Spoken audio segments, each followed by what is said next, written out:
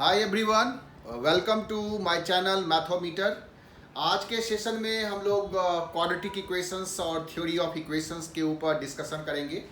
तो लास्ट जो हम लोग लेक्चर्स किए थे वो पैराबोला के ऊपर था। पैराबोला और क्वाड्रेटिक इक्वेशंस में थोड़ा सा सिमिलैरिटी है, इसीलिए क्वाड्रेटिक इक्वेशंस को पैराबोला के जस्ट बाद हम लोग इसको कवर कर रहे हैं। ठीक है, ऑल्दो क्वाड्रेटिक इक्वेशंस जो है वो अलजेब्रा का पार्ट है और हम लोग बीच में कोऑर्डिनेट ज्योमेट्री के बीच में इसको इंट्रोड्यूस कर रहे हैं। ठीक है, बट इसका यही कारण है कि जो पैराबोलिक इक्वेशंस, जो पैराबोला का हम लोग ग्राफ देखे थे, वही सेम चीज क्वाड्रेटिक इक्वेशंस में भी रिपीट होता है। इसीलिए इस चैप्टर्स को इसके बाद ही पढ़ने में थोड़ा अच्छा होगा। ठीक है, तो इस सेशन में हम लोग जो करेंगे वो है थोड़ा सा तुमको क्वाड्रेटिक इक्वेशंस में तो हम लोग पूरा डिस्कशंस करेंगे ही करेंगे, साथ साथ हम लोग cubic equations, by quadratic equations या कह सकते हो कि थ्योरी ऑफ इक्वेशंस को भी कवर करेंगे। एक्चुअल में क्या होता है कि आईआईटी जेईई के जो सिलेबस है उसमें quadratic equation with real coefficient और उसके रूट्स के बारे में कह रहा है, पूछेंगे। बट कभी कभी जो नेचर ऑफ रूट्स है या रूट्स के बारे में जो डिस्कशंस किया है या जो लास्ट कुछ क्वेश्चंस जो जेई ने पूछा है उसमें कहीं ना कहीं क्यूबिक इक्वेशंस को भी इन्वॉल्व कर देता है या बाय क्वाड्रेटिक इक्वेशंस को इन्वॉल्व कर देता है। तो इसीलिए बेटर है कि हम लोग थोड़ा सा क्वाड्रेटिक इक्वेशंस से हट करके जैसे थियरी ऑफ इक्वेशंस करते हैं। तो हम आज के सेशंस में क्या करेंगे वो चीज़ तुमको यहाँ पर डिक्टेट कर रहे हैं कि सबसे पहले हम लोग थ्योरी ऑफ इक्वेशंस देखेंगे। ठीक है, थ्योरी ऑफ इक्वेशन, और जब थ्योरी ऑफ इक्वेशंस हम कंप्लीट करेंगे तो उसी के साथ साथ हम लोग क्वाड्रेटिक इक्वेशंस के बारे में बात करेंगे। ठीक है, इस पूरे चैप्टर्स में क्वाड्रेटिक इक्वेशंस के ऊपर ही डिस्कशन होगा, क्योंकि सिलेबस जो जेई का है या जो 11th का सिलेबस है वो क्वाड्रेटिक इक्वेशंस के ऊपर है। तो क्वाड्रेटिक इक्वेशंस में तुमको इसका जो थ्योरी होगा वो आएगा, फिर इसके जो नेचर ऑफ रूट्स है वो तुमको डिस्कस करना है, नेचर ऑफ रूट्स। ठीक है, इसके बाद हम लोग इसमें डिस्कस करेंगे कि इसका ग्राफिकल रिप्रेजेंटेशन कैसा होता है। ठीक है, ग्राफिकल रिप्रेजेंटेशन जो होगा वो हम कैसे करेंगे, इससे कैसे रूट्स को कैलकुलेट करते हैं। फिर इसका जो साइन स्कीम है वो हम लोग देखेंगे, sign scheme of quadratic equation. ठीक है, इस तरह से फिर हम लोग इसमें जैसे आता है कि location of roots, common roots का कंडीशंस क्या है। ठीक है, कंडीशन फॉर कॉमन रूट्स क्या होगा, कॉमन रूट्स। ठीक है, फिर इसी में आता है कि लोकेशन ऑफ रूट्स कैसे हम डिस्कस करते हैं, लोकेशन ऑफ रूट्स। ठीक है, फिर आता है इसमें और भी चीजें हैं जैसे सिमेट्रिकल फंक्शन रूट्स आता है, सिमेट्रिकल फंक्शन ऑफ रूट्स आता है। फिर इसमें मैक्सिमा मिनिमा का भी केसेस आता है। ठीक है, मैक्सिमा एंड मिनिमा, इस तरह का चीजें भी आता है, जैसे कि क्वाड्रेटिक अपन क्वाड्रेटिक दे देगा और उसका मैक्सिमा मिनिमा कहेगा, या क्वाड्रेटिक में ही थोड़ा सा जो चेंजेज है उसके कोफिशिएंट को चेंज करके उसके मैक्सिमा मिनिमा के बारे में पूछेगा। तो ये सारा चीज हम लोग इसमें डिस्कशंस करेंगे पूरे क्वाड्रेटिक इक्वेशंस के चैप्टर्स में। ठीक है, तो सबसे पहले हम लोग थ्योरी ऑफ इक्वेशंस देखते हैं, जो पॉलिनोमियल इक्वेशंस है उसके बारे में थोड़ा डिस्कस करते हैं, उसके रूट्स कैसे बोलते हैं, उसमें आइडेंटिटी किसको बोलते हैं, एक्सप्रेशन क्या होता है, तो जो बेसिक जो फैक्टर थ्योरम है वो क्या है। ठीक है ना, तो ये सारा चीज हम लोग उसमें डिस्कस करेंगे और फिर हम लोग जंप करेंगे क्वाड्रेटिक इक्वेशंस के ऊपर, और क्वाड्रेटिक इक्वेशंस को बहुत ही अच्छे तरीके से इसमें हम लोग डिस्कशंस करेंगे हर एक पॉइंट्स को, क्योंकि ये जेई के हिसाब से भी बहुत ही इंपॉर्टेंट है। तुम अगर लास्ट के जो उसका क्वेश्चंस बैंक है उसको अगर तुम ऑब्जर्व करोगे तो बहुत बार बहुत अच्छे अच्छे क्वेश्चंस जो है क्वाड्रेटिक इक्वेशंस के ऊपर आया हुआ है। ठीक है ना, तो ये चीज़ हम लोग इस क्वाड्रेटिक इक्वेशंस के जो चैप्टर्स है इसमें हम लोग पूरे कवर करने वाले हैं। ठीक है, तो हम 1 बाय 1 करके इस चीज़ को डिस्कस कर रहे हैं। ठीक है, जहाँ तक मेरा बात है तो मैं अपने बारे में अगर बताऊँ तो आई एम मिथिलेश प्रसाद। ठीक है, और मैं पिछले 18 सालों से इस जेई के लिए पढ़ा रहा हूँ और दिल्ली में ही पढ़ा रहा हूँ पिछले 18 सालों से। ठीक है, और बहुत सारे अच्छे अच्छे बच्चों को मैंने मेंटर किया है, बहुत सारे टीचर्स को भी मैंने मेंटर किया है। ठीक है, तो इस तरह से हमें इसका पूरा आइडिया है कि आईआईटी जेईई के सिलेबस में क्या है और कैसे क्वेश्चंस आता है। सो तुम इस लेक्चर्स को कंप्लीटली देखो और ढंग से देखो। तुम इस लेक्चर्स को किसी अपने फ्रेंड सर्कल में शेयर भी करो। ठीक है। और उसमें जो कमेंट्स है, कमेंट्स बॉक्स में कमेंट्स भी करो कि तुम्हें क्या अच्छा लगा, ठीक है, और तुम्हारा डिमांड क्या है वो भी तुम वहाँ पर पूछ सकते हो। तो इस तरह से क्या होगा ना कि इंटरेक्शन बनेगा हमारे तुम्हारे बीच में। हम तुम्हारे जो रिक्वायरमेंट है उसको फुलफिल करने का कोशिश करेंगे लेक्चर्स के माध्यम से, ठीक है। तो इस तरह से ये सेशन जो है वो इंटरेक्टिव सेशन बनते जाएगा और तुमको इसमें बेनिफिट्स होने वाला है। बिल्कुल फ्री ऑफ कॉस्ट है, इसमें हम तुमको कोई चार्ज नहीं कर रहे हैं, ये जस्ट तुम्हारे बेनिफिशियल्स के लिए ही तुमको घर बैठे कुछ एक्स्ट्रा नॉलेज हो जाएगा, ठीक है। तो हम सेशन को स्टार्ट कर रहे हैं यहाँ से थियोरी ऑफ इक्वेशंस के ऊपर, ठीक है। तो देखो इसमें जो सबसे बेसिक टर्म्स इसमें आता है कि जैसे हम कोई वेरिएबल और किसी कांस्टेंट का कॉम्बिनेशंस लेते हैं, ठीक है। जैसे कि इसमें वेरिएबल्स जनरली हम x, y, z इस तरह टर्म्स जो है इसको वेरिएबल्स लेते हैं, और जो a, b, c है ना इसको हम लोग इसके कोफिशिएंट या कांस्टेंट टर्म्स के टर्म्स में यूज करते हैं। तो कह रहा है क्या कि अगर तुम वेरिएबल और कांस्टेंट को मिक्सअप करके एक टर्म्स बना लो, जैसे कि हम लोग एक टर्म्स बना लिए ax², ठीक है। तो a यहाँ पर इसका कोफिशिएंट जो कांस्टेंट है और x जो है वो वेरिएबल है, इसको हम एक टर्म्स बोलेंगे, ठीक है ना। ये एक टर्म्स हो गया, टर्म्स। और उसी तरह से अगर हम b और x के साथ मिक्स करेंगे तो ये एक दूसरा टर्म्स हो गया। अगर हम c के साथ कोई टर्म्स, कोई x को नहीं यूज करेंगे तो ये तीसरा टर्म्स हो गया। तो इस तरह से बहुत सारे टर्म्स जो है वो मिल करके अगर उसको हम ऐड करते हैं तो वो एक एक्सप्रेशन बन जाता है। जैसे कि यहाँ पर अगर हम लोग प्लस साइन लगा देते हैं जिसमें 3 टर्म्स है, ठीक है। इसको समझना है कि ये एक टर्म्स हो गया, ये एक टर्म्स हो गया, ये एक टर्म्स हो गया। अगर हम 3 टर्म्स को मिलाए तो इसको हम एक एक्सप्रेशन बोलते हैं, और इस एक्सप्रेशन का जो नाम है ना वो या तो हम f ऑफ x लिख देंगे कहीं पर, या हम इसको p ऑफ x लिख देते हैं कहीं पर, कि मान लो कि p of x ax² plus bx plus c है। तो इस तरह से बहुत सारे टर्म्स मिल करके एक एक्सप्रेशन होता है, ठीक है ना, एक्सप्रेशन। और टर्म्स में क्या होगा कि वेरिएबल और जो कांस्टेंट है ना उसका कॉम्बिनेशन होगा। ये जो है वो ऑप्शनल है, a b c जो है वो ऑप्शनल है, वो 0 भी हो सकता है या कोई रियल नंबर भी हो सकता है, कोई कॉम्प्लेक्स नंबर भी हो सकता है।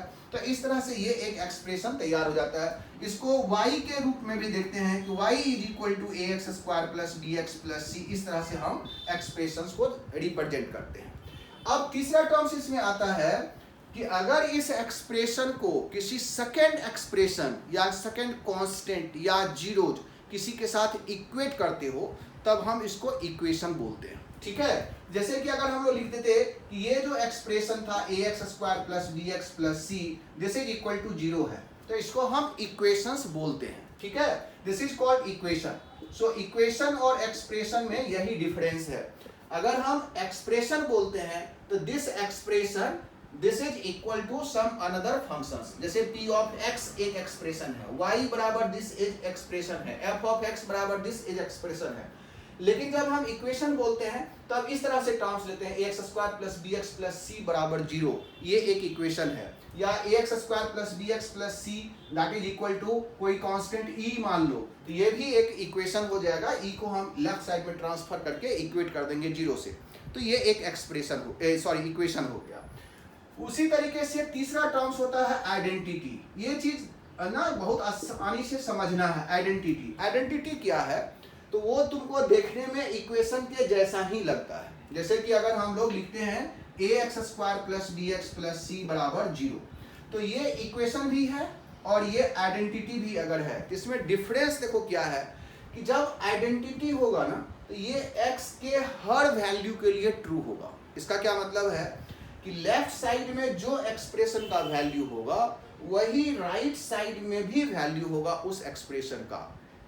तुम यहाँ पर वेरिएबल तो x है, a b c तो कांस्टेंट लिए हुए हैं, तुम x का कोई भी वैल्यू पुट करो, जो लेफ्ट साइड में वैल्यू होगा उस एक्सप्रेशन का वही अगर राइट साइड में भी होगा, और ऐसा x के हर रियल नंबर के लिए अगर ट्रू हो रहा हो तब इसको हम आइडेंटिटी बोलते हैं, ठीक है। लेकिन इक्वेशंस हम कब बोलते हैं, तो जब हम इक्वेशंस बोलेंगे तो इसमें x का कुछ सर्टेन वैल्यू ही होगा, ठीक है। देखो इसमें बिल्कुल इसको क्लियर करना था कि x का कुछ सर्टेन वैल्यू ही होगा जिसके लिए लेफ्ट साइड और राइट साइड का जो वैल्यू होगा वो बराबर होगा, ठीक है। अगर ऐसा है कि x के कुछ सर्टेन वैल्यू के लिए left expression is equal to right expression, then this is called equation, ठीक है। और अगर ये x के हर वैल्यू के लिए ट्रू है then it is called expression. जैसे कि अगर हम लिखते हैं x प्लस 1 का whole square that is x square plus 2x plus 1, तो ये एक आइडेंटिटी है। क्यों? क्योंकि x का जो वैल्यू इसी को हम एक्सपेंड करके लिखे हैं। अगर हम x का जो भी वैल्यू यहाँ पर पुट करेंगे x वही यहाँ भी पुट करेंगे, तो लेफ्ट साइड और राइट साइड बिल्कुल बराबर होगा x के हर वैल्यू के लिए, इसीलिए इसको हम आइडेंटिटी बोलेंगे। तो ऑब्वियस है कि अगर तुमको आइडेंटिटी दिया हुआ है, ठीक है, आइडेंटिटी है, तो लेफ्ट साइड और राइट साइड में जो इक्वल पावर ऑफ x का कोफिशिएंट है वो बिल्कुल बराबर होना चाहिए, ठीक है। जैसे कि इसको अगर हम ओपन करेंगे तो ये आ गया, तो x का स्क्वायर का इधर जो कोफिशिएंट होगा वही सेम कोफिशिएंट इधर भी होगा, x का कोफिशिएंट इधर जो होगा वही कोफिशिएंट इधर भी होगा, कांस्टेंट टर्म जो इधर होगा वही इधर भी होगा, तभी ना x के हर वैल्यू के लिए ट्रू है। जैसे कि अगर हम बोलते हैं कि ax square plus bx plus c बराबर 0, ये एक आइडेंटिटी है। इसका मतलब है कि इधर x स्क्वायर का कोफिशिएंट 0 है, x का कोफिशिएंट 0 है, कांस्टेंट टर्म भी 0 है, तो ये आइडेंटिटी तभी होगा जब a भी 0 होगा, b भी 0 होगा और c भी 0 होगा, ठीक है ना। तो ये इसमें आइडेंटिटी अगर कहीं लगा हुआ हो तो सिंपल सा तुमको मतलब है कि x में अगर ये एक्सप्रेशन अगर आइडेंटिटी लिखा हुआ है तो लेफ्ट साइड में और राइट साइड में x के इक्वल पावर का जो कोफिशिएंट है वो बिल्कुल बराबर होना चाहिए। इसका मतलब सिंपल है कि x के हर रियल वैल्यू के लिए लेफ्ट साइड और राइट साइड का जो एक्सप्रेशन का वैल्यू होगा वो बिल्कुल बराबर है, इसीलिए इसको हम आइडेंटिटी बोलते हैं, ठीक है। तो जब कभी भी तुमको आइडेंटिटी के टर्म्स में कुछ दिया हुआ हो, सपोज करो कि हमें कह रहा हो कि a1 x square plus b1 x plus c1 a2 x square plus b2 x plus c2 is an identity, ये अगर दिया हुआ है कि ये आइडेंटिटी है, इसका सिंपल सा मतलब है कि a1 बराबर a2 होगा, b1 बराबर b2 होगा और c1 बराबर c2 होगा। ये साइमल्टेनियस होगा, ऐसा भी नहीं कि either of the one satisfy करना चाहिए, ऐसा नहीं है। अगर आइडेंटिटी है तो ये तीनों टर्म्स एक साथ बराबर होना चाहिए, तभी हम इसको आइडेंटिटी बोलते हैं, ठीक है ना। इस चीज का ध्यान रखना है। तो ये टर्म्स को हम आइडेंटिटी बोलते हैं। इक्वेशंस में तुमको समझ में आ गया होगा, इक्वेशंस का मतलब है कि सर्टेन वैल्यू ऑफ x ही होगा जो इस लेफ्ट साइड और राइट साइड को बराबर करता होगा। मतलब अगर हम x square plus bx plus c बराबर 0 बोल रहे हैं तो यहाँ पर x का कुछ ही वैल्यू होगा, ठीक है ना, x का सर्टेन वैल्यू होगा जो इस टर्म्स को इसमें लेफ्ट साइड में x की जगह पर पुट करेंगे तो ये राइट साइड को 0 से इक्वेट कर देगा, मतलब इसका भी वैल्यू 0 हो जाएगा, जिसको हम लोग इक्वेशंस का रूट्स बोलते हैं, इक्वेशन का हम सॉल्यूशंस बोलते हैं, ठीक है। तो तुम्हें इस अभी जो हम लोग डिस्कस किए वो था कि कैसे हम एक्सप्रेशन तैयार करते हैं, फिर उसको इक्वेशंस में कैसे कन्वर्ट करते हैं और फिर आइडेंटिटी किसको बोलते हैं, ठीक है। नेक्स्ट देखो, अगर हम लोग इक्वेशंस पर आ जाए, मान लो कि कोई इक्वेशंस जो है वो एक्सप्रेशन ही है, एक्सप्रेशन को अगर हम इक्वेट करते हैं 0 से तो हम उसको इक्वेशंस बोलते हैं। तो मान लो कि हमने एक पॉलिनोमियल इक्वेशंस जनरेट करना है। पॉलिनोमियल का मतलब है पॉलिनोमियल में डिग्री डिफाइन होना चाहिए, कितने डिग्री का पॉलिनोमियल, तो अभी हम लोग n डिग्री का पॉलिनोमियल लिख रहे हैं, ठीक है। तो जब हम एक्सप्रेशन बोलेंगे n डिग्री का पॉलिनोमियल एक्सप्रेशन तो हम p ऑफ x इस तरह से रिप्रेजेंट करेंगे और ये an x की power n plus an minus 1 x की power n minus 1 an minus 2 x की पावर n माइनस 2, ठीक है ना, and so on up to a0। यहाँ पर ध्यान ये रखना है कि x यहाँ पर वेरिएबल है, ठीक है, और x का जो पावर है वो धीरे धीरे एक एक करके घट रहा है और लास्ट में घटते घटते 0 हो गया होगा, ठीक है। x की पावर n, x की पावर n माइनस 1, x की पावर n माइनस 2 और x की पावर 0, यहाँ पर आकर के हम लोग एंड कर दिए। x का जो पावर है वो फ्री फ्रॉम रेडिकल है, मतलब कोई भी ऊपर में जो पावर x का है वो निगेटिव इंटीजर नहीं है, कोई फ्रैक्शंस नहीं है, ठीक है, कोई ऐसा नहीं है कि जैसे √2 हो √3 हो, ऐसा कोई पावर नहीं है। तो कह रहा है कि अगर इस तरह का पावर्स दिया हुआ हो x का जो फ्री फ्रॉम रेडिकल साइन हो, या सिंपल भाषा में ये है कि x का जितना भी पावर है वो सब नेचुरल नंबर के टर्म्स में लिखा हुआ हो, तो x का हाईएस्ट पावर यही होगा n, ठीक है। और अगर x का हाईएस्ट पावर n है और उसके जो बगल में कोफिशिएंट है वो अगर 0 नहीं है, ठीक है, मतलब an जो है वो 0 नहीं है, तो हम इसको, इस एक्सप्रेशन को बोलते हैं n डिग्री का पॉलिनोमियल एक्सप्रेशन। ठीक है, तो ये n डिग्री के पॉलिनोमियल एक्सप्रेशन को लिखने का तरीका हो गया। इसमें ये जो टर्म्स है ना, जो an है, an-1 है, an-2 और a0, इसको बोलते हैं कोफिशिएंट ऑफ द एक्सप्रेशन। ठीक है, ये सारे टर्म्स को हम क्या बोलेंगे? Coefficient. This is called coefficient. ये चाहे तुम क्वाड्रेटिक लिखो, क्यूबिक लिखो, बाय क्वाड्रेटिक लिखो, ये सारा कोफिशिएंट है जो हाईएस्ट डिग्री से लेकर के लोएस्ट जो x का पावर है उस सारे टर्म्स का जो कोफिशिएंट हुआ उसको बोलते हैं। ठीक है, ये इसका लीडिंग कोफिशिएंट है। an जो है वो इसका लीडिंग कोफिशिएंट बोलते हैं। लीडिंग कोफिशिएंट मतलब x का जो हाईएस्ट पावर है उसका जो कोफिशिएंट है that is called leading coefficient, first coefficient. ठीक है, तो leading coefficient an not equal to 0, तभी हम इसके जो x का जो पावर है उसके नाम से इस पॉलिनोमियल इक्वेशंस को बोलते हैं। ठीक है, तो ये n डिग्री का पॉलिनोमियल इक्वेशंस हो गया। ठीक है, ये इसका कोफिशिएंट हो गया, x इसमें वेरिएबल हो गया, और इस एक्सप्रेशन में बहुत सारे टर्म्स हैं जिस टर्म्स को हम लोग ऐड करके एक्सप्रेशन बनाए हैं और उस एक्सप्रेशन को p ऑफ x से रिप्रेजेंट कर रहे हैं। This is called polynomial expression. ठीक है, ये जो कोफिशिएंट है ना, ये ऑल्दो रियल भी हो सकता है और कॉम्प्लेक्स भी हो सकता है। ठीक है, ये जो coefficient an, an-1, an-2, an, a0 है, ये रियल भी हो सकता है और कॉम्प्लेक्स भी हो सकता है। तो हम लोग यहाँ पर रियल कोफिशिएंट्स के बारे में ज़्यादातर डिस्कस करेंगे।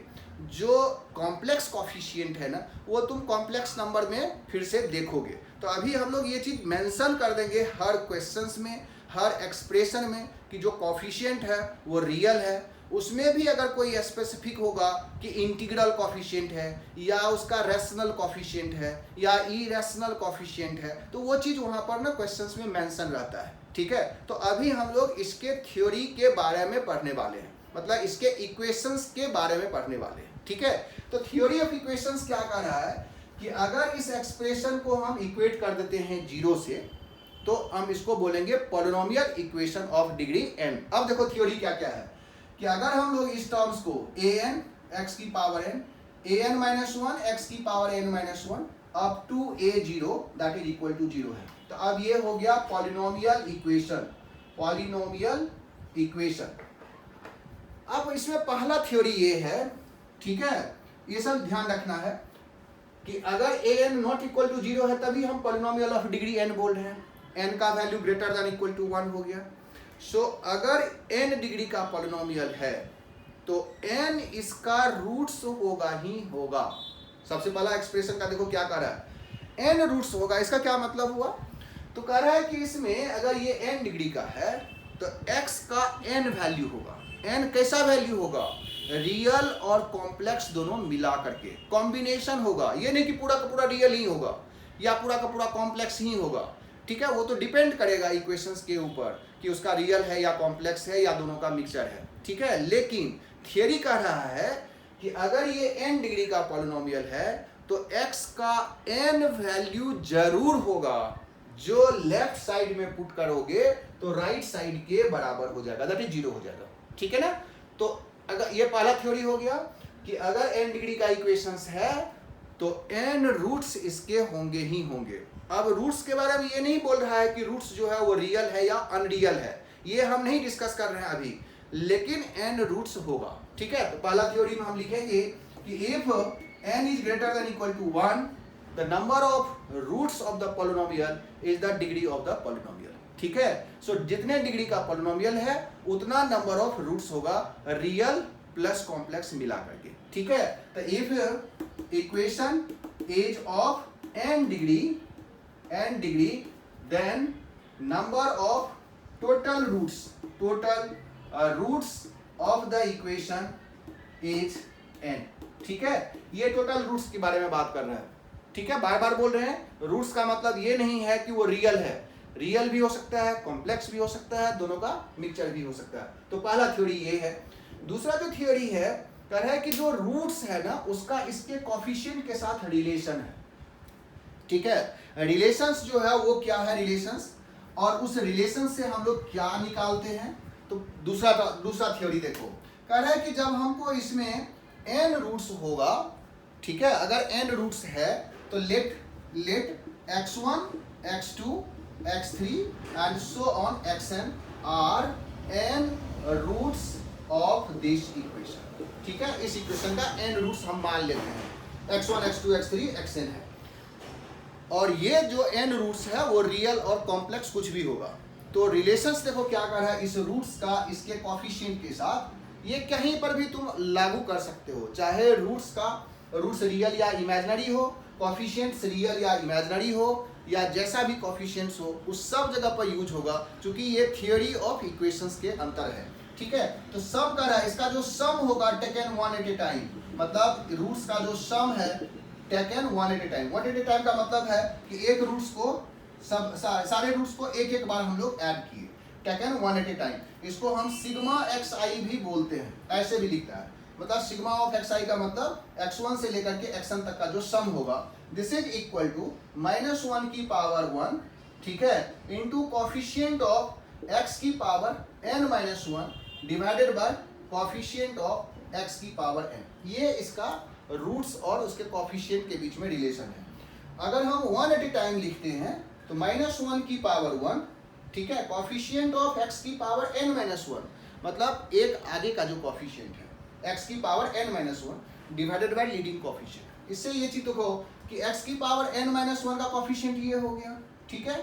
ऐसे प्लस माइनस के साथ लेना है, अगर यहाँ पर माइनस होता तो ये पूरा कोफिशिएंट आता।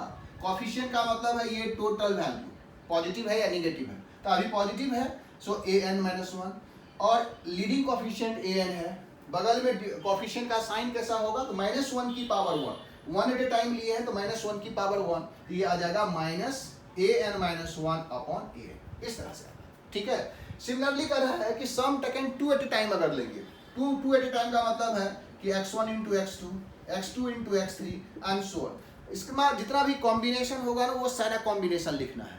2 एट ए टाइम का मतलब है कि हर दो का जो कॉम्बिनेशन होगा, जितना पॉसिबल कॉम्बिनेशन होगा, जैसे कि अगर 2 रूट्स है तो एक ही कॉम्बिनेशन बनेगा, ठीक है, 3 रूट्स होगा तो 3 कॉम्बिनेशन बनेगा, 4 रूट्स होगा तो 6 कॉम्बिनेशन बनेगा, उस तरह से n रूट्स होगा तो nc2 कॉम्बिनेशन बनेगा।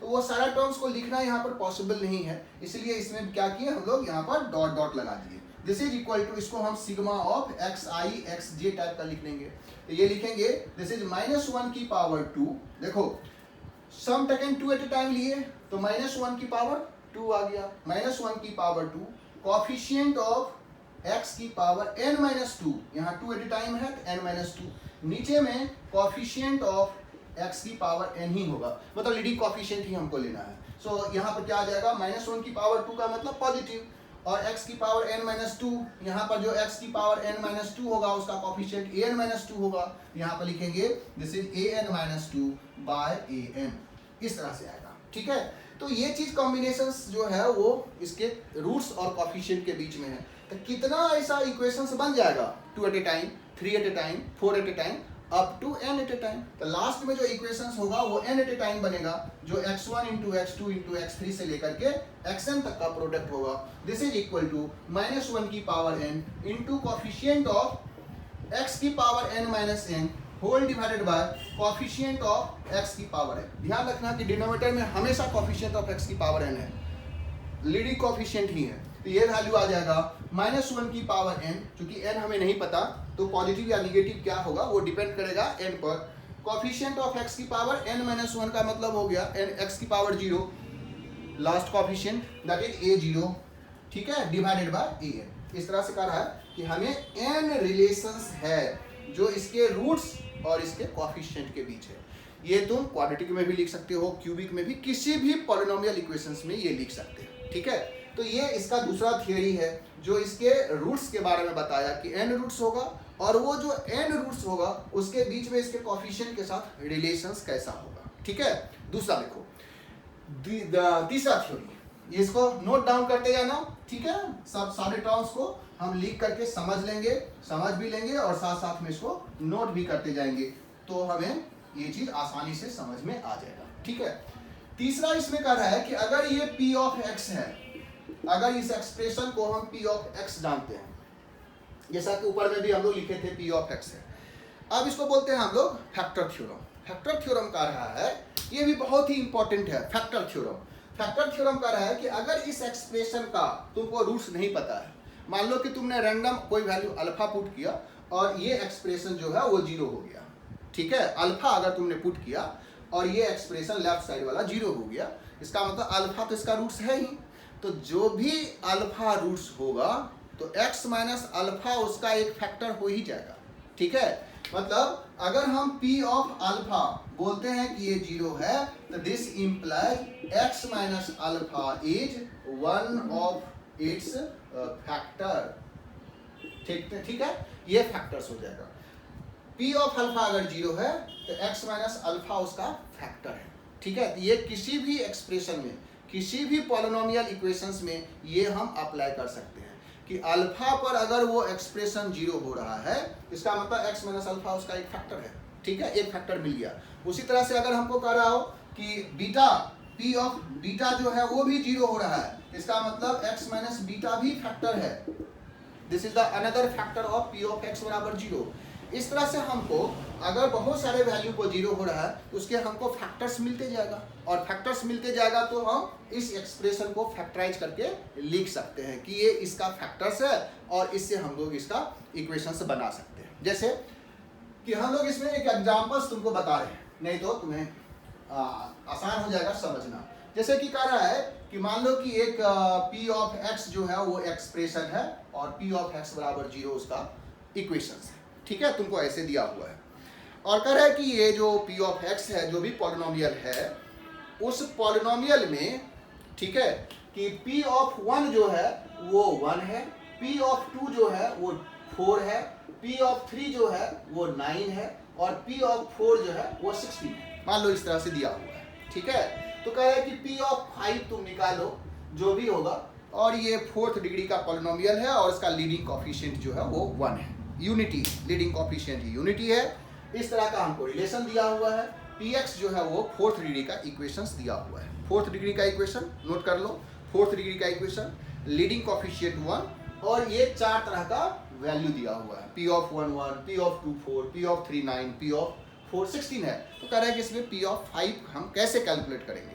तो इस फैक्टर थ्योरम के हिसाब से अगर तुम देखो तो तुम्हें ये कह रहे हैं कि p ऑफ 1 1 है, इसका मतलब है कि p ऑफ x बराबर x स्क्वायर का ये सारा रूट्स है, p ऑफ x बराबर x स्क्वायर का ये सारा रूट्स है। देखो कि p ऑफ 1 पर 1 है, p ऑफ 2 पर 4 है, p ऑफ 3 पर 9 है, p ऑफ 4 पर 16 है। तो इसका मतलब है कि p of x minus x square बराबर 0 को, इसका ये सब रूट्स है, तो ये सब क्या हो गया, x माइनस 1 एक फैक्टर हो गया, x माइनस 2 दूसरा फैक्टर्स हो गया, x माइनस 3 तीसरा फैक्टर्स हो गया, x माइनस 4 इसका चौथा फैक्टर हो गया। तो 4 फैक्टर्स हमें मिल गया। लीडिंग कोएफिशिएंट पहले से 1 दिया हुआ है, तो हम px माइनस x स्क्वायर को अब हम आसानी से इस तरह से लिख सकते हैं कि this is nothing but x minus 1, x minus 2, x minus 3 and x minus 4। देखो आसानी से निकल गया। जब 4 डिग्री का इक्वेशन था, 4 इसके वैल्यू दिए हुए थे, लीडिंग कोएफिशिएंट ऑलरेडी 1 दिया हुआ है, तो हम यहाँ से ऑब्जर्व कर लिए कि px माइनस x स्क्वायर बराबर यही होना चाहिए। और जैसे ही हम p ऑफ 5 निकालेंगे तो हमें p ऑफ 5 आसानी से निकल जाएगा, that is 5 minus 1 4 into 5 minus 2 3, 5 minus 3 2, 5 minus 4 1 plus 5 का स्क्वायर दैट इज 25, ठीक है। 4 3 जा 12 इंटू 2 24 प्लस 25 दैट इज 49। इस तरह से हमें आंसर मिल जाएगा, ठीक है ना। तो ये है इसके फैक्टर थ्योरम को याद रखने का और उससे को इसमें यूज करने का तरीका, ठीक है। तो अगर अल्फा किसी का फैक्टर्स है किसी भी पॉलिनोमियल का, तो x माइनस अल्फा उसका एक फैक्टर होगा, ठीक है, अगर अल्फा रूट्स है तो, ठीक है। तो ये इसका तीसरा थ्योरी है जो फैक्टर थ्योरम के नाम से किसी भी पॉलिनोमियल इक्वेशंस में हम यूज करते हैं, ठीक है।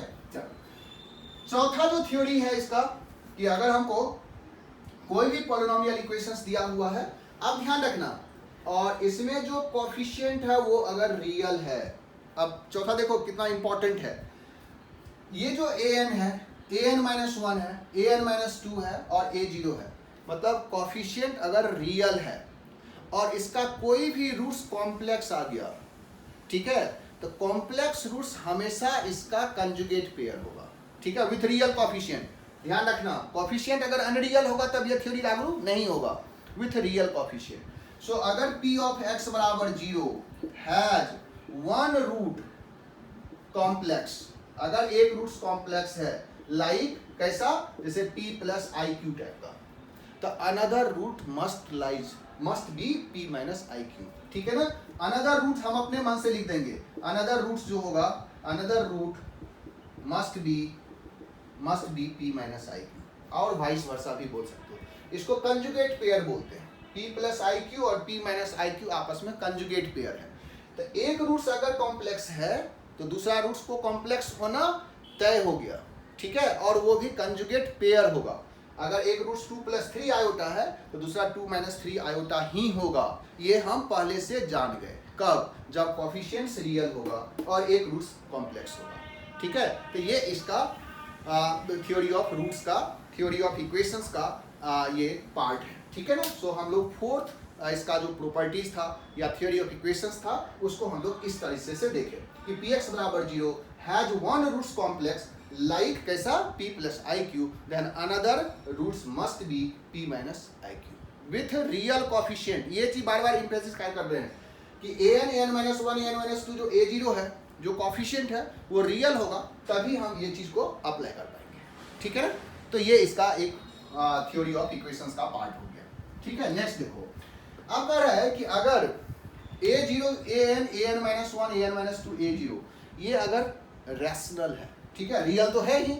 अगर हम लोग an माइनस 1 से a0 belongs to rational q, rational है, और एक रूट्स अगर सर्ट्स आता है p plus root q type का, if one root is p plus root q, p और q जो है वो इंटीजर है, जैसे 2 प्लस रूट 3 है, मतलब इसका फर्दर जो है वो सॉल्व नहीं हो पा रहा, सॉल्व नहीं मतलब उसका जो जैसे रूट 2 है, रूट 3 है, रूट 5 है, वो फ्रैक्शंस में ही आ रहा हो, ठीक है। तो इसको शॉर्ट बोलते हैं या इसको हम इरेशनल रूट्स बोलते हैं। p plus I root cube के टर्म्स में अगर कोई रूट्स है तो अगर एक roots p plus root cube है तो other roots p minus root cube ही होगा, ठीक है ना। देन अनदर रूट, ठीक है, अदर रूट मस्ट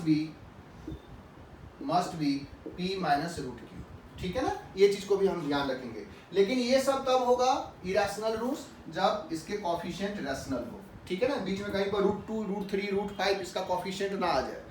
जो भी रूट्स का नेचर है, अगर p प्लस रूट क्यूब और दूसरा रूट्स हम p माइनस रूट क्यूब लिख रहे हैं, इसका मतलब है कि सारे कॉफिशिएंट जो है वो रैशनल होना चाहिए, कहीं पर भी इरेशनल कॉफिशिएंट्स नहीं होगा। अगर इरेशनल होगा तो ये चीज लागू नहीं होगा, ठीक है। तो ये इसका थ्योरी ऑफ रूट्स है, थ्योरी ऑफ इक्वेशन है कि अगर वन रूट्स रैशनल है, सर्ड है, तो दूसरा भी जो होगा वो, सॉरी, एक रूट्स अगर इरेशनल है तो दूसरा भी इरेशनल होगा, और ये भी कंजुगेट पेयर में होगा, मतलब एक अगर p प्लस रूट क्यूब है तो दूसरा भी p माइनस रूट क्यूब ही होगा, ठीक है। तो इस तरह से हम लोग थ्योरी ऑफ इक्वेशंस जान गए। इसके बाद आता है इसमें थ्योरी ऑफ इक्वेशंस में कि अगर हमको देखो, ये इस पर भी बहुत सारा क्वेश्चंस आया हुआ है कि अगर तुम कोई भी दो वैल्यू ले लो, मान लो कि हम अल्फा और बीटा दो वैल्यू ले लेते हैं, ठीक है, और तुम्हें लग रहा हो कि p ऑफ अल्फा और p ऑफ बीटा पर अपोजिट साइन का आ रहा है, मतलब इन दोनों का जो प्रोडक्ट है वो लेस देन जीरो है, हाँ, ठीक है। सो लेस देन जीरो एक पॉजिटिव और एक निगेटिव होगा तभी होगा, मतलब ये दोनों आपस में अपोजिट साइन का है। तो जब भी अपोजिट साइन का होगा तो उसके बीच में कम से कम एक रूट्स जरूर होगा, ठीक है। तो कह रहा है कि if alpha beta belongs to R और such that f of p of alpha into p of beta less than zero है, तो दिस इम्प्लाइज px बराबर 0 मस्ट हैव एटलीस्ट हो सकता है 1 से ज़्यादा हो, लेकिन कम से कम एक रूट्स होगा। हैव एटलीस्ट वन रूट मतलब रियल रूट, ठीक है, real root between alpha and beta, ठीक है, इस ब्रैकेट के बीच में होगा। सो अगर तुमको कहीं पर भी दो वैल्यू निकाल लिए और जहां पर कि दोनों वैल्यू अपोजिट साइन का आ रहा हो तो हम बोल सकते हैं इसके बीच में इसका रूट्स है, ठीक है। सो p ऑफ अल्फा और p ऑफ बीटा का प्रोडक्ट अगर लेस देन जीरो है तो px बराबर 0 का अल्फा बीटा के बीच में कम से कम एक रियल रूट्स जरूर होगा, ठीक है। ये चीज तो तुम ऐसे भी देख सकते हो कि चूंकि ये पॉलिनोमियल है ना, इसका जो कर्व होगा कुछ इस तरह से रहा होगा, मान लो कि बहुत सारी जगह पर कट किया होगा, इस तरह से वेव चलता होगा। तो मान लो कि हमको एक वैल्यू अल्फा यहाँ पर है और एक वैल्यू बीटा यहाँ पर है, तो तुम देखोगे कि अल्फा और बीटा अगर अपोजिट साइन का है तो बीच में एक्स एक्सिस को कट किया है। एक्स एक्सिस को कट करना ही तो रूट्स बोलते हैं, यही तो एक्स का वैल्यू है जहाँ पर एक्सप्रेशन 0 हो रहा है, इसी को रूट्स बोलते हैं। सो अल्फा बीटा के बीच में कम से कम एक रूट्स जरूर होगा, ठीक है ना। तो इस तरह से हमें इसको यूज करने के लिए आना चाहिए कि अगर हमको दो नंबर्स हमें आ गया अल्फा और बीटा, और P of alpha into P of beta less then 0 है, तो हम बोल सकते हैं कि उसके बीच में जो है नंबर ऑफ रूट्स कम से कम एक तो जरूर होगा ही, ठीक है। इसी को ध्यान में रखते हुए तुम किसी भी ऑड पॉलिनोमियल के बारे में बोल सकते हो। ऑड पॉलिनोमियल का मतलब है कि n यहाँ पर ऑड हो जाए। जैसे कि हम क्यूबिक इक्वेशंस की बात कर लेते हैं, तो क्यूबिक अगर बात करते हो इसका मतलब ax क्यूब, ठीक है, ax cube plus bx square plus cx plus d, cubic equation हो गया। 5 डिग्री का इक्वेशन हो गया या लीनियर इक्वेशन हो गया, ठीक है ना, कोई भी और डिग्री का इक्वेशन है। तो तुमको इसमें ये चीज ध्यान रखना है कि तुम देखो कि अगर हम x tending to plus infinity put करेंगे तो जो p ऑफ x है वो भी टेंडिंग टू प्लस इन्फिनिटी होगा, ठीक है। अगर a पॉजिटिव है तो a अगर पॉजिटिव है, मान लो कि हम a पॉजिटिव ले लिए, तो x अगर टेंडिंग टू प्लस इन्फिनिटी है तो सबसे बड़ा नंबर यही है, सो px जो होगा वो भी टेंडिंग टू इन्फिनिटी होगा। और अगर x tending to minus infinity है तो p ऑफ x जो है वो भी टेंडिंग टू माइनस इन्फिनिटी है। इसका मतलब है कि एक साइड में प्लस इन्फिनिटी, दूसरे साइड में माइनस इन्फिनिटी है, इसका मतलब कहीं न कहीं तो बीच में 0 हुआ होगा। तो इसीलिए बोलते हैं कि px बराबर 0 का कम से कम एक रियल रूट्स तो होगा ही होगा। कब?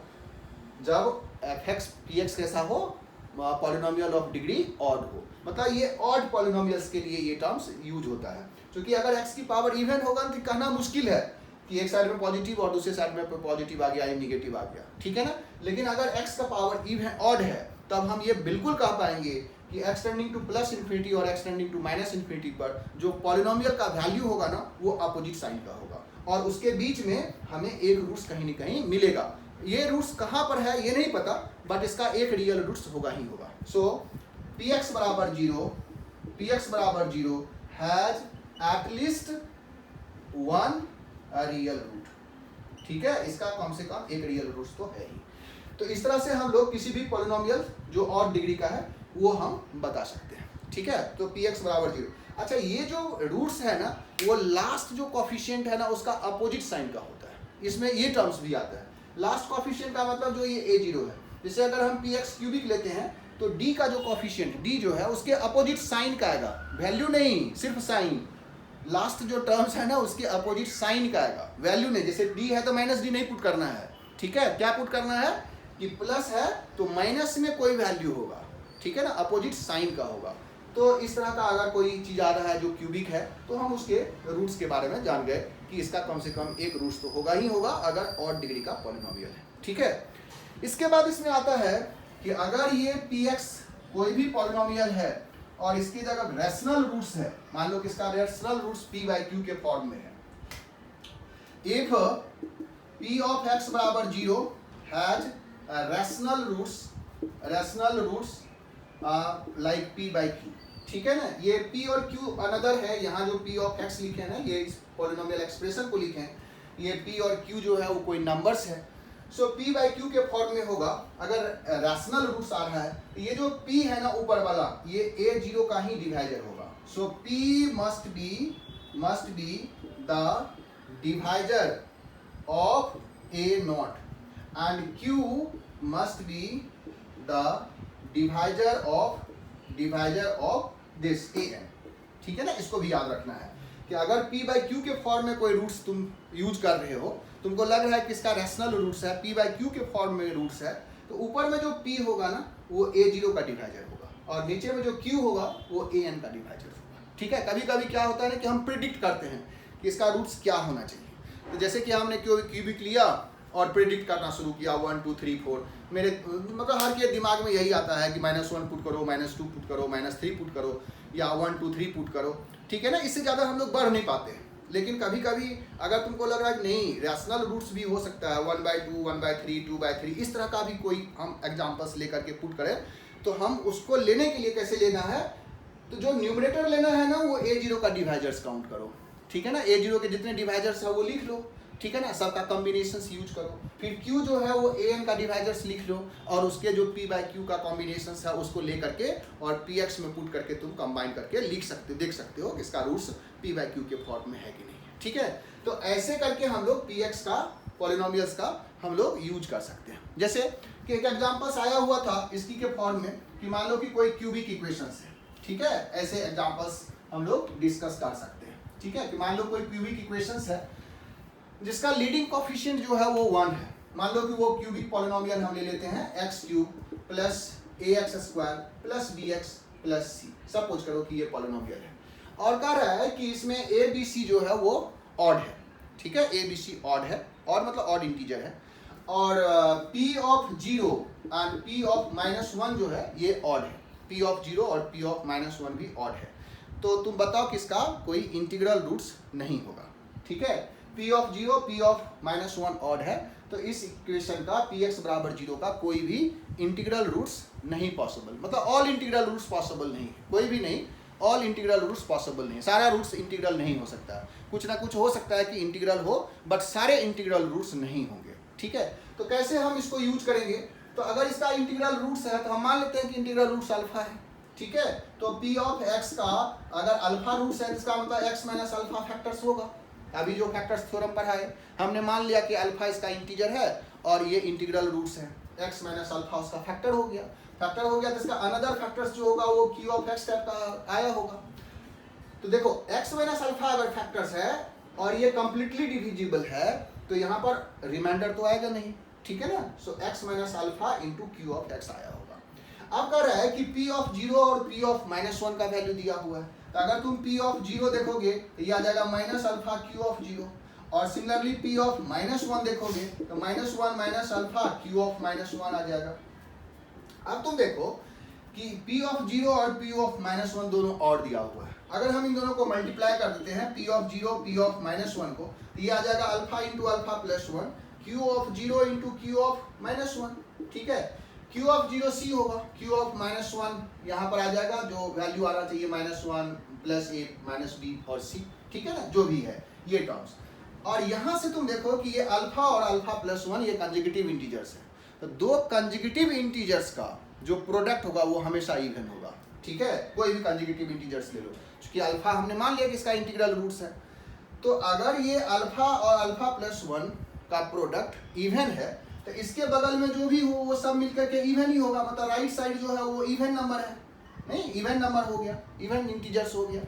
और लेफ्ट साइड में कर रहा है p ऑफ 0 और p ऑफ 1 तो ऑड था, दो ऑड का प्रोडक्ट जो होगा वो हमेशा ऑड होगा, तो ये ऑड हो।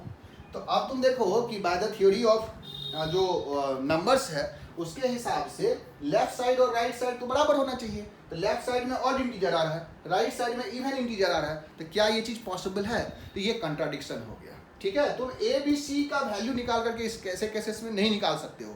ठीक है ना, वो बहुत लंबा आ जाएगा, बहुत सारा उसमें तुमको सॉल्व करना पड़ेगा, बहुत सारे मैथमेटिकल टूल्स को यूज करना पड़ेगा। लेकिन अगर हम लोग फैक्टर थ्योरम यूज किए तो बड़ी आसानी से इसके कंक्लूजन पे पहुंच गए कि p ऑफ 0 और p ऑफ -1 ये लेफ्ट साइड में ऑड, राइट साइड में इवन है, जो कि पॉसिबल नहीं है, ये एक कंट्राडिक्शन हो गया। इसका मतलब जो हमने सपोज किया था वो पॉसिबल नहीं है, मतलब अल्फा इसका जो इंटीग्रल रूट्स हमने सपोज किया that is not possible. So all integral roots इस इक्वेशन का नहीं हो सकता है, ये प्रूफ हो गया। इस तरह के क्वेश्चंस हम लोगों को जो जेई के सिलेबस में है उसके अंदर आता है। ठीक है, तो ऐसे क्वेश्चंस को अब ढूंढ करके हम लोग थ्योरी ऑफ इक्वेशंस में यूज करेंगे। फैक्टर थ्योरम चाहे रूट्स के बारे में, नेचर के बारे में पूछ रहा हो, चाहे कॉफिशिएंट से रिलेटेड क्वेश्चंस हो। ठीक है ना, तो इस सेशन को हम लोग यहीं पर एंड कर रहे हैं। अगले सेक्शन में हम लोग क्वाड्रेटिक इक्वेशंस के बारे में जो तुमको फर्स्ट में बताए थे उसके ऊपर पूरा क्वाड्रेटिक इक्वेशंस पर हम लोग फोकस करेंगे। ये थ्योरी ऑफ इक्वेशंस इसी से रिलेटेड था जिसको हमने कवर कर लिया।